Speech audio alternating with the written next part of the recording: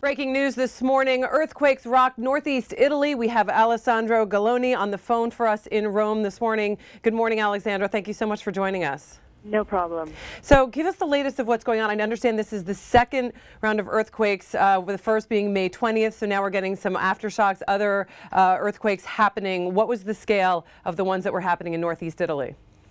There were three different earthquakes today, and they reached up to 5.8 on the Richter scale. And yes, as you said, there was a large earthquake just 9 days ago in the same exact area. So this part of Emilia-Romagna, which is the breadbasket of Italy, if you will, and an area with a lot of historical buildings, has really been suffering for the past fortnight. And I understand at this point, it has been confirmed that at least 10 people have been killed in these earthquakes. Is that what you're hearing? And any word on other casualties? That's right. Officials are saying that at least 10 people have been killed, and this adds to the toll from 10 days ago, which was the death toll then was 7 people. But there are suspicions that there are people still buried under rubble. Many of the buildings, churches, factories have fallen to the floor in this earthquake, and civil protection officials are still digging through all the rubble. And at this point, how is that process going? Are they giving any indication that people are still buried at this point, and that they know that they'll be able to get to more people? Would we know the status of that operation right now? They're being very cautious. I mean, bear in mind that since the first earthquake that was the 5.8 Richter scale earthquake this morning, there have been another 2 quakes.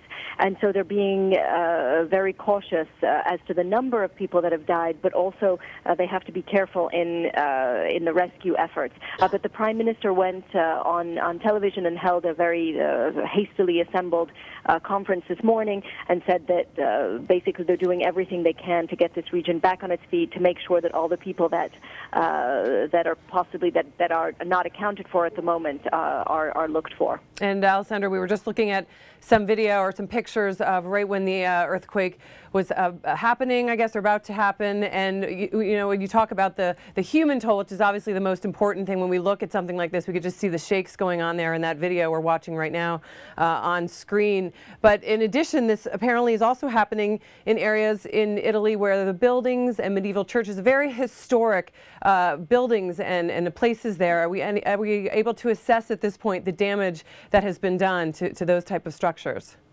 Right, not yet. I mean, as you said, this quake has been felt over quite an extended area. Bear in mind that it was felt in Milan, which is about 200 kilometers away from Bologna, which is the capital of the Emilia-Romagna area.